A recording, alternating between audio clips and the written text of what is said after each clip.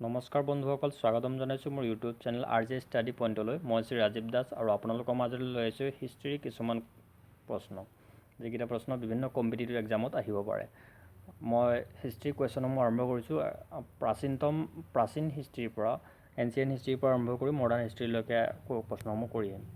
আজি প্ৰথম প্ৰশ্ন হৈছে ভাৰতৰ প্ৰাচীনতম গ্ৰন্থ কি? ভাৰতৰ প্ৰাচীনতম গ্ৰন্থ কোনখনক কোৱা হয়? বেদক কোৱা হয় ভাৰতৰ প্ৰাচীনতম গ্ৰন্থ। আৰু বেদ কোনে লিখিছিল? ব্যাসদেৱে লিখিছিল। মহৰ্ষি ব্যাসদেৱক বেদব্যাস বা ব্যাসদেৱ বুলি কোৱা হয়। দ্বিতীয় কুৱেশ্যনটো হ'ল সংহিতা কাক বোলা হয়?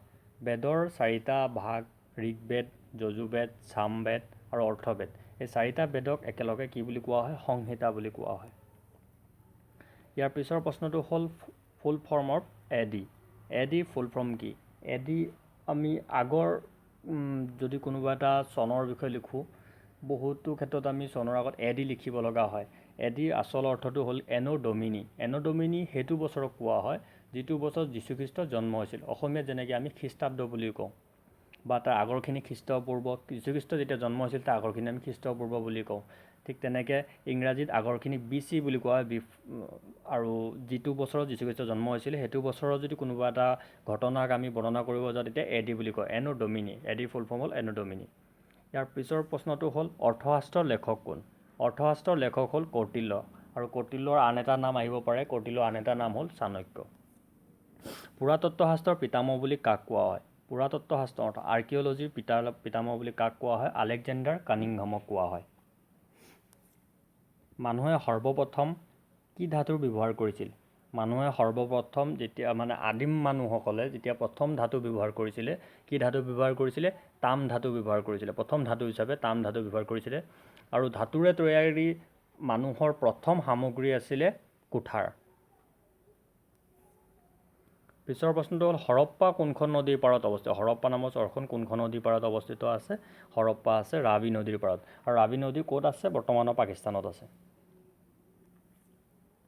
মহেঞ্জোদাৰো কোনখন নদীৰ পাৰত অৱস্থিত? মহেঞ্জোদাৰো চহৰ, যিটো হিন্দু সভ্যতাৰ ভিতৰত আটাইতকৈ ডাঙৰ চহৰ আছিলে মহেঞ্জোদাৰো। এই মহেঞ্জোদাৰো চহৰখন বৰ্তমান এতিয়া কোনখন নদীৰ পাৰত অৱস্থিত? মহেঞ্জোদাৰো চহৰখন সিন্ধু নদীৰ পাৰত অৱস্থিত। আৰু বৰ্তমানৰ ক'ত আছে এই চহৰখন? পাকিস্তানত পৰিছে, পাকিস্তানৰ পঞ্জাৱৰ দিশে পৰিছে মহেঞ্জোদাৰো চহৰ। পিছৰ প্ৰশ্নটো হ'ল কালিবংগন ক'ত অৱস্থিত? কালিবংগন এটা ডাঙৰ চহৰ। কালিবংগন ক'ত অৱস্থিত? ৰাজস্থানত অৱস্থিত। ভাৰতৰ ৰাজস্থানত কালিবংগন অৱস্থিত। আৰু কালিবংগন কোনখন নদীৰ পাৰত অৱস্থিত বুলি সুধিলে আমি ক'ব লাগিব যে কালিবংগন ঘাঘৰ নদীৰ পাৰত অৱস্থিত। আৰু শেষৰ কুৱেশ্যনটো হ'ল ৰৌপৰ ক'ত অৱস্থিত? ৰৌপৰ নামৰ ঠাইখন ক'ত অৱস্থিত? ৰৌপৰ আছে পঞ্জাৱৰ চৌতলজ নদীৰ পাৰত। পঞ্জাৱৰ চৌতলজ নদীৰ পাৰত ৰৌপৰ অৱস্থিত। আজিৰ শেষৰ কুৱেশ্যনটো এইটোৱে আছিলে। আজিৰ আমি 10টা প্ৰশ্ন উত্তৰ আমি আলোচনা কৰিলোঁ। এনেকৈ মই প্ৰতিটো ভিডিঅ'ত 10টাকৈ প্ৰশ্ন আলোচনা কৰি যাম। যদি আপোনালোকৰ ভিডিঅ'টো ভাল লাগে, লাইক, শ্বেয়াৰ আৰু কমেণ্ট কৰিব। ধন্যবাদ।